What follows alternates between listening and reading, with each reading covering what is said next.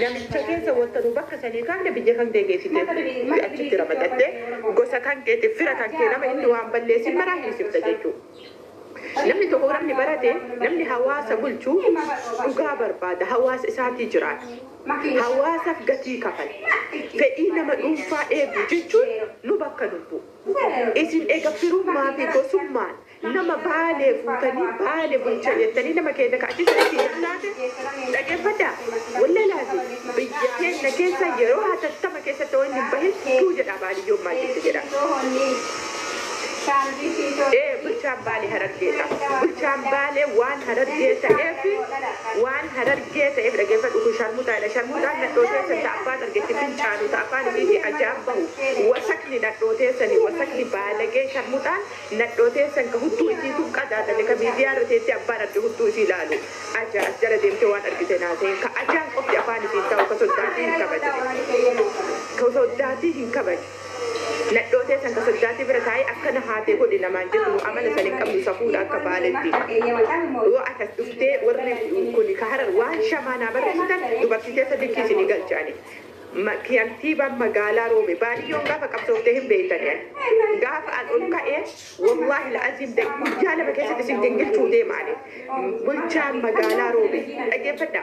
Bulchaan magaalaa Roobee eega inni gantummaa fi gosummaa nama jedhu taate magaalaa teenya gadhiisee deemuun yeroo gabaabaa keessatti waan hin oolle beeka. Hamzaa Haajii ati birrii gurubbii wal hiitanii akka hararitti waan murti guutoo godhan goonanullee jettanii Hamzaa wanni sheekaa Roobee hidhattee gabaasiftanii nuti immoo ijoolleen baalee bulchiinsa magaalaa Roobee isaan biyya keenya keessaa baafte jechuudha. Tokko namni isin jarbitanii ka isin nurra taa'anu gadi jalaatee nuti. Gaafa maraatti gaafa isin awwalarraa nama keenyatti dubbattan wallaahi hanga bahee dubbadhee beeku namni marti ragaa hin baha. An dubbachuu dhabeetii miti. An akka baadetti nama roorroo uummata kiyya dhufu maraa dura dhaabatuu deemu. Sheekaa Roobee maraatadha. Nu maraatuma san akka nurraa tuqumfeef maraatuma san dhageeffata. Sheekaa Roobee maraattudha murtu guutoon keessanillee maraattudha ka jecha namaa obsuu dadhabee kafalu. Murtu guutoon keessanillee maraattu. Ka sheekaa Roobee maraachee isa amantii buusa jijjiirtu. Keessan achi gaahina kenna maraatullee shahadaa ofiirra maraate keessan dubbii beeraa dadhabee kafale. Namni amantaa ofiiti jecha namaatiif amantaa ofii gadhiisu maraattuun nama keessa malee nama kennaa miti. Ka afaan keessaniif fincaanan nadhootee san ta'a abbaan arge taraa itti fincaanu ka ajaan afaan isii keessaa bahu shama as jalaa deemu baalegee bees jala dumaadhaan dhageeffadha. Maraattuu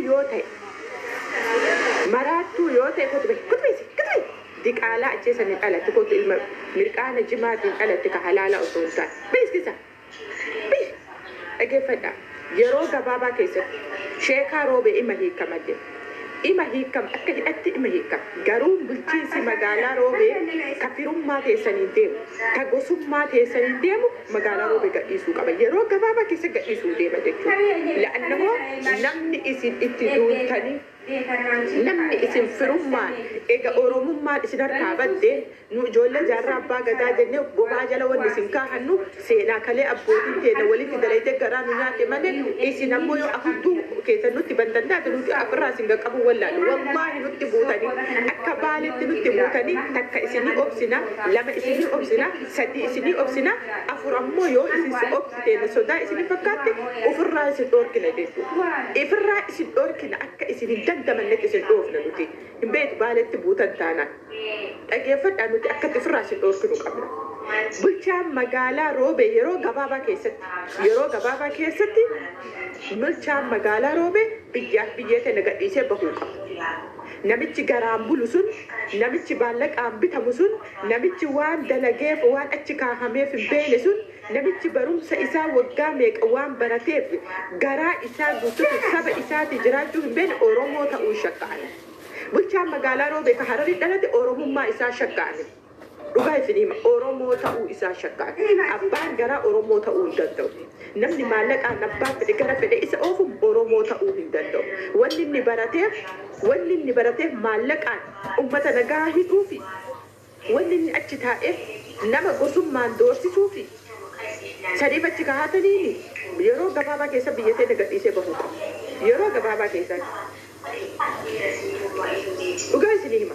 Yoo kana nuun godhin ijoolleen baalee isin argisiisuu ta'e. Egaa isin murtii guutuudhaaf jecha kotu ilma haati shallee kotu beeti kotu sharaamuta kotu beeti kotu ilma haati guddaa beeti keessa tokko abbaan argite fincaanu jiraachuu gobbate shallee haati dandee akka waan atama barreessisan haatitu dalagaa bahe waan haati dalaytu as dhuftee naa barreessite sun dalagaa warra keessaniiti malee warra keenyati noo taate baaletti amantaan bulla malee dubartii baalee ka hudduu isii battee miidiyaarra deemuun argitu sun aadaa teessan asittee naasahin aadaa teessan aadaa isin irratti guddatan sun aadaa isin itti dhuftan sun kabajaa dhabuun hormata dhabuun hayaa dhabuun ajaan afaan keessan keessaa yaa'uun sun aadaa teessan aadaa baaleetiin miti kabajaan osoo bifa fakkaatte nu shamarran baalee fakkaatti dhugaa isinii hima kottu as keessaa baay'ee qaalaa mirqaana jimaa fi kala kottu akka Hamzaa Haajii mirqaana jimaatiin dhalattanii barisin kottu baay'ee haati bunnaa beekni keessa jirti fuudhi dura haadha kan ta'e kabajaa dhugaa isinii baay'ee akka ijoollee harar nu tuttuu'ee barana nu jalaa galle jira akka baaletti akka ijoollee harar nutti duultee nu jalaa galu jiru jira baran dhaggeeffadhu akka keessan namni nama keenya tuulu jiru jira sida isin baaleetan nama baalee argite namni gadiin maa maraatu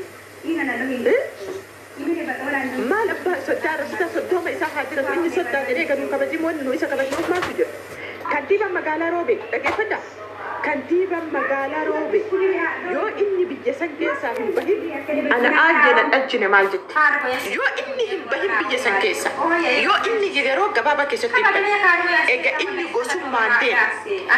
inni gosummaan deeme biyyaa biyyeete nagadhiisuun dirqama namni gosaan deemu namni firaan deemu namni haqaan hin deemne baadee keessa jiraachuun hin danda'u nuti akka ilmaan baaleetti jechuudha yoo namni nuti qintu baalageen keessan murtukuuta yoo taate jecha namaatu obsuu dadhabee nama kafaree bara nama dubbii namaa obsuu dadhabee kafaree namni keessan amantaa lubbuu itti kafalan amantaa lubbuu fi odiyyuu jaalatan sakkaaraamiin keessan beeran na arrabse jedhee kafaree bara naman na arrabse jedhee kafara bara isinii himee ka akkasii dhalchitan isin barana isin ka akkana nu hobbaatii faltii garaa keessan keessaa gayyaa'a faltii dhaltan malee nama dhalle isin osoo faltii ta'uu baattanii nama keessanitti hin duukkanii osoo faltii ta'uu baattanii osoo baalagee ta'uu baattanii osoo wasaka ta'uu baattanii osoo sirna qabaattanii osoo kabajaa qabaattanii osoo beekumsa qabaattanii osoo haftee qabaattanii